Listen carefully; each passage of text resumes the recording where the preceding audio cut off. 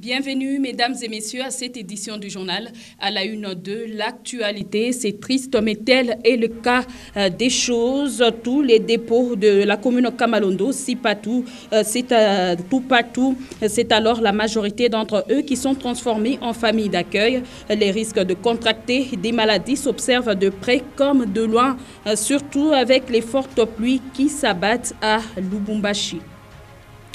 La générosité et la grandeur d'âme de l'honorable Moïse Katumbi Tchapoué, on continue d'en parler dans les meilleurs tout comme dans les pires. Le président national de Ensemble pour la République ne ménage aucun effort pour assister ceux qui sont dans la nécessité. Voilà, c'est dans les meilleures conditions que cette figure des anciens léopards Mouchi Mwana sera enterrée au cimetière de Kassangiri et tous les frais des obsèques portent la signature de Moïse Katumbi Tchapoué. C'est donc tout pour l'essentiel de l'actualité. On ouvre ce journal par la ville-province de Kinshasa pour vous dire que le ministre national des Transports, voies de communication et de désenclavement a poursuivi ses visites d'itinérance. Chérubin Okende était le lundi dernier au secrétariat national de son ministère où il a échangé notamment avec la délégation syndicale. Beaucoup plus de détails avec Julio Kalouvanda et Giscard. Dans le cadre de ses itinérances habituelles, le ministre des Transports, voies de communication et des désenclavements était le lundi 7 février 2022 au secrétariat général de son ministère. Arrivé à 8 heures, passé de 12 minutes, Chérubin Okende était accueilli par le secrétaire général et quelques directeurs déjà à leur poste de travail. Une attitude appréciée par le ministre. Chérubin Okende a aussitôt pris place dans son bureau de circonstances avant d'indiquer au secrétaire général l'objet de sa visite de travail. Monsieur le secrétaire général, comme je l'avais dit dès l'entame de mon mandat, j'entends travailler avec mon administration. Aujourd'hui, à cette heure-ci, vous trouvez au bureau, c'est encourageant pour moi. Aujourd'hui, j'ai décidé de venir travailler ici chez vous.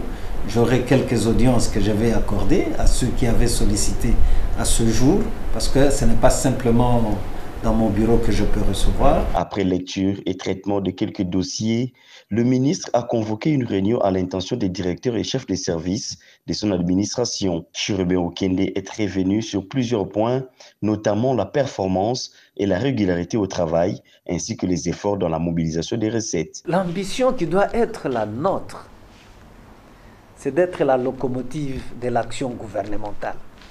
La locomotive.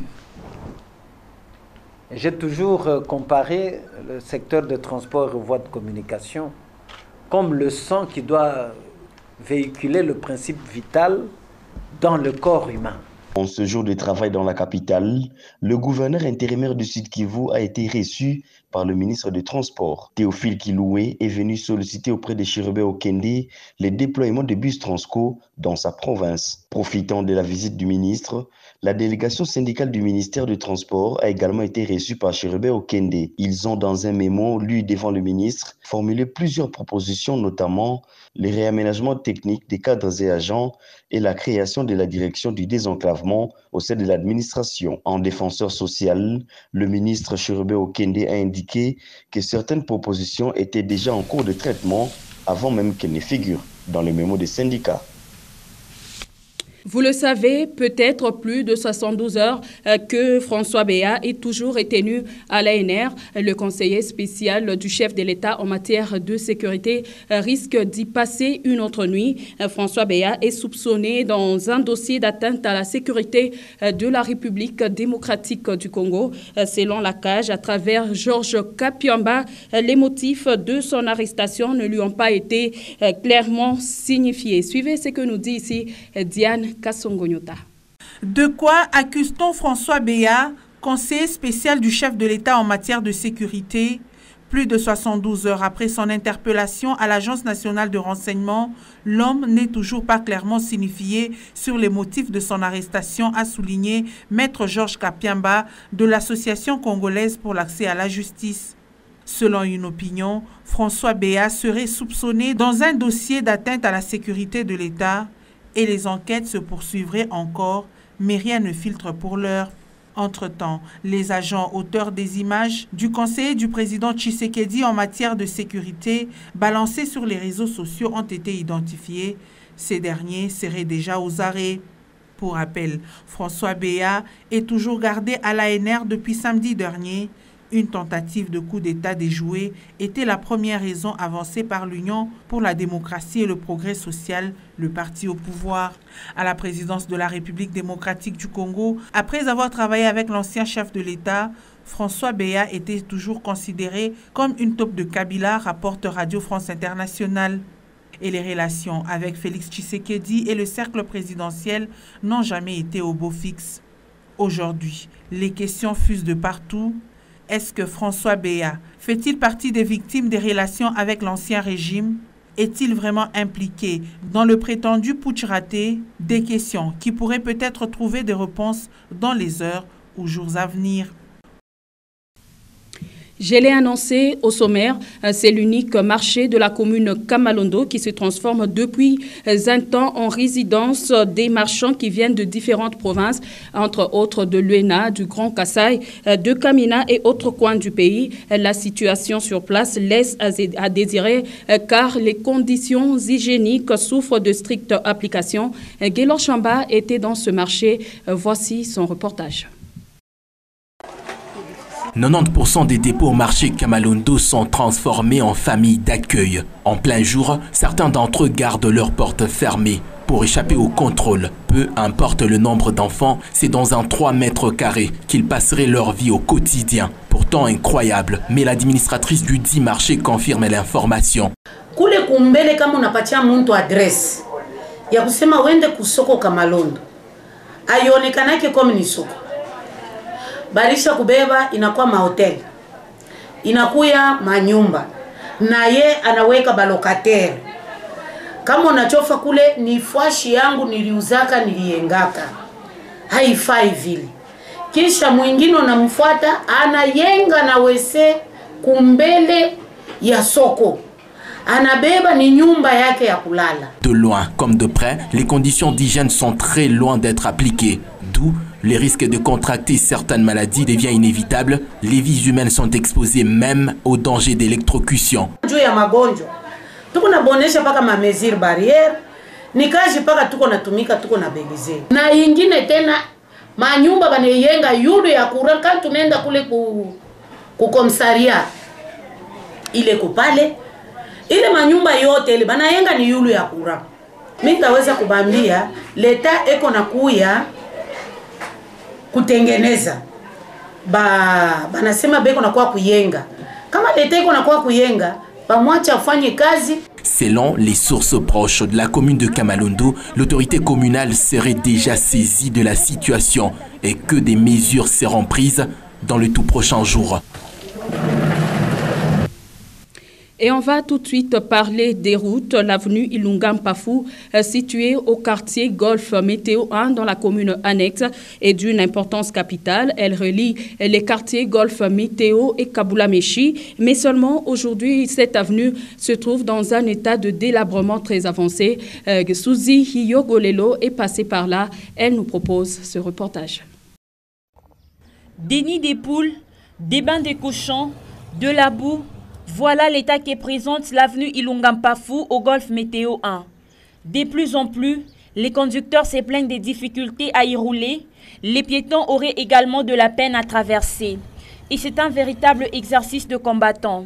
L'inquiétude est grandissante chez ces usagers au regard de l'importance de cette artère qui relie le quartier Météo 1 à Kabula-Meshi. Luc Bonza fréquente au quotidien cette avenue. Hii barabara kumweta vraiment iko delabre, inafanya miaka mingi tunangaikaka paka hivi hata ndio kufika kule kusheneno kule tukateka teke ya manshinga hiki, donc ni poto mai iko vraiment impraticable. Pire, à certains endroits de l'avenue Ilunga Mpafou présenterait une insalubrité criante. Les habitants de cette partie de la ville qui préfèrent craignent que cette avenue se dégrade encore plus.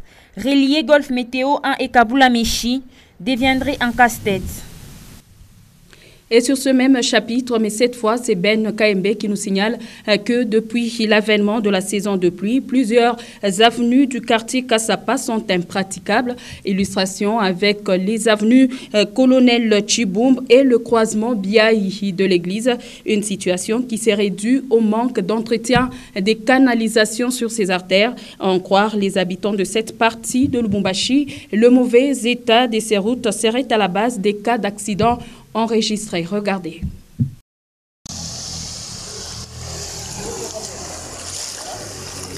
Chaussures à la main et pieds trempés dans une eau sale à vue d'œil, c'est le calvaire que traversent les usagers de l'avenue Colonel Chiboumb au quartier Kassapa.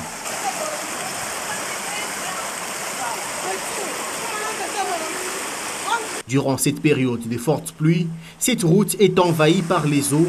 On se croirait en face d'une rivière.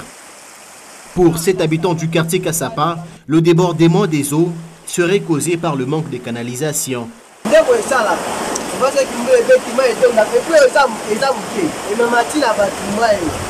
Un autre danger, c'est le risque d'électrocution à cause des fils électriques qui cèdent au passage des vents violents.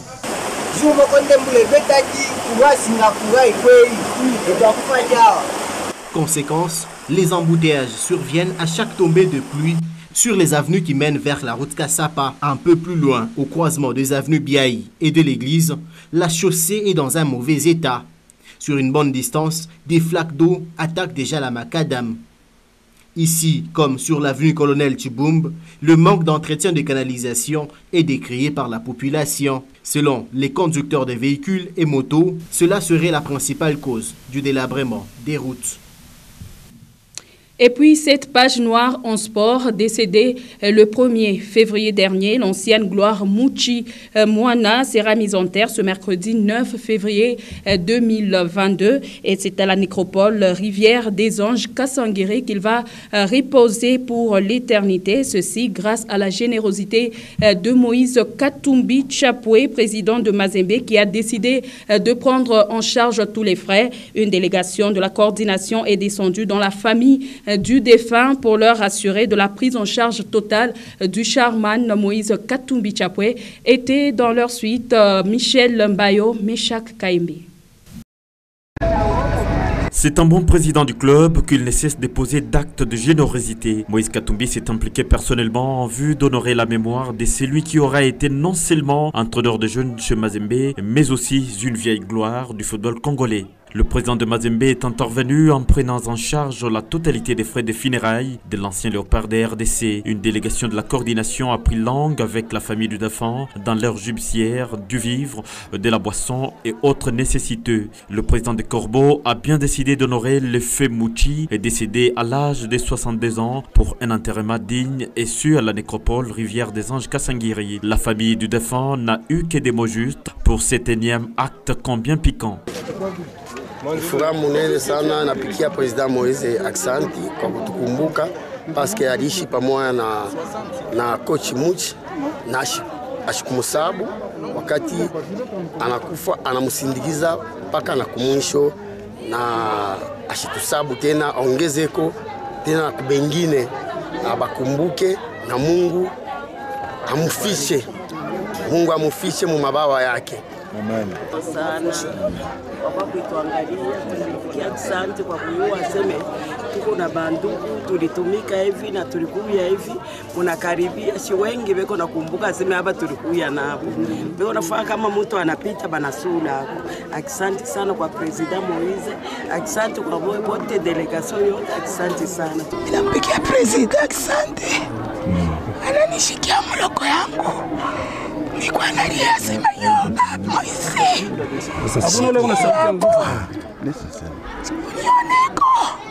Et c'est Mario Kawel, le premier des supporters, qui a été porteur de la nouvelle du président du clan Mazembe. Tunakuwa kumiangalia mjina ya President Moïse Katumbi. President Muchi, coach Muchi ni mtu alitumikia Mazembe sana. Ndio pale chilo Mazembe na president wetu Moïse tunasema hatuwezi kumwacha bure hata mshika kwa chama tofauti mshike kwa Sangiri. Basi ni mtu alisaidia tepe Mazembe, hatuwezi kumwacha saa mtu wa bure hatuwezi kumtupa. Ndio vile tunakuya tusaidia tumshike ndugu yetu Chibote kwa Sangiri ile ni honneur ya Tout-Puissant Mazembe na honneur ya famille. Initialement prévu au cimetière de Kachamata, l'enterrement de l'ancien entraîneur de Don Bosco aura finalement lieu à Kasangeri ce mercredi 9 février 2022.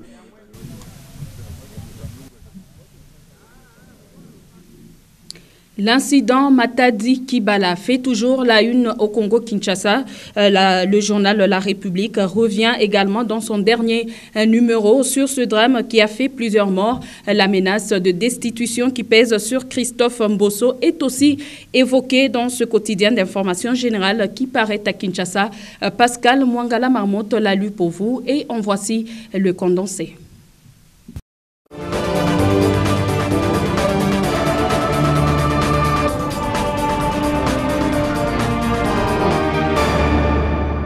Matadi Kibala, Tipka et Makelele, l'esprit tueur quinois, s'exclame Omer Nsongo Dielema dans sa réflexion reprise dans la rubrique La Plume des Autres du journal La République, numéro 1223, paru à Kinshasa le lundi 7 février 2022.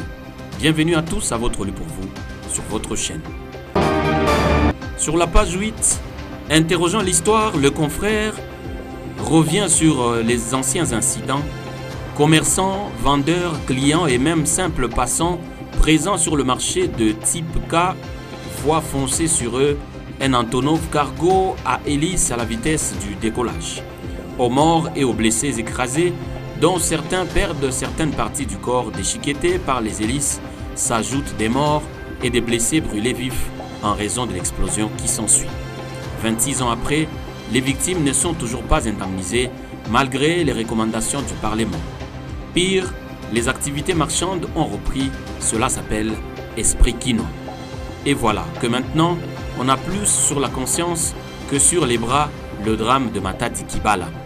Indexé, Snell rappelle l'existence de la consigne de ne jamais construire ou simplement de s'installer dans la servitude ou l'emprise des lignes à haute tension.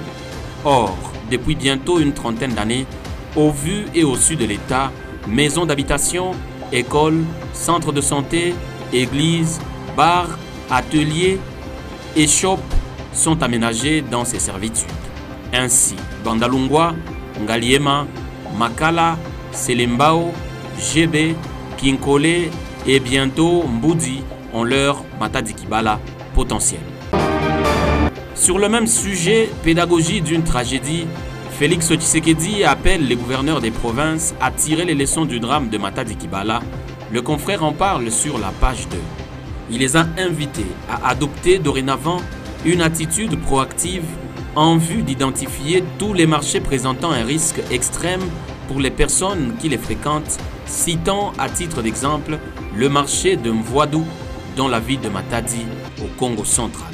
En outre, le président Félix Tshisekedi, tenant à des solutions urgentes au problème du marché de Matadi Kibala, a dit attendre les résultats des études de faisabilité pour la délocalisation et la construction d'un nouveau marché moderne.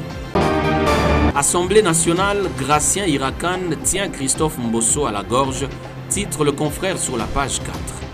Le président de l'Assemblée nationale, Christophe Mbosso Kodia, visé par une motion de déchéance.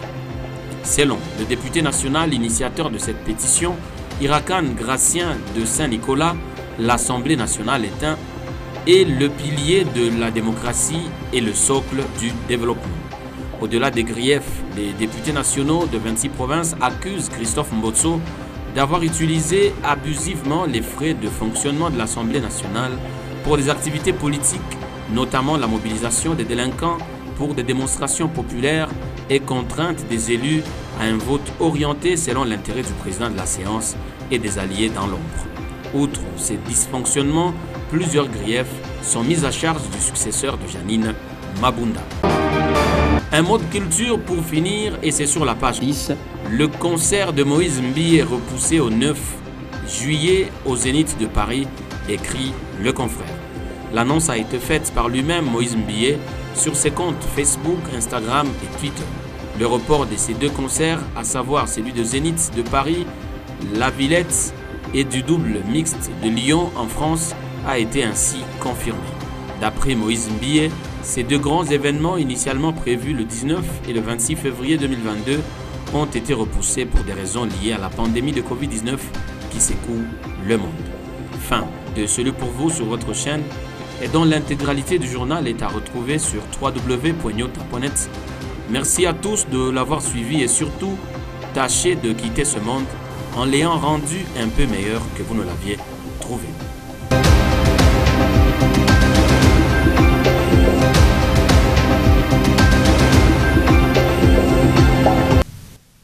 Et c'est aussi la fin de cette édition du journal. Mesdames et messieurs, merci à vous tous de l'avoir suivi.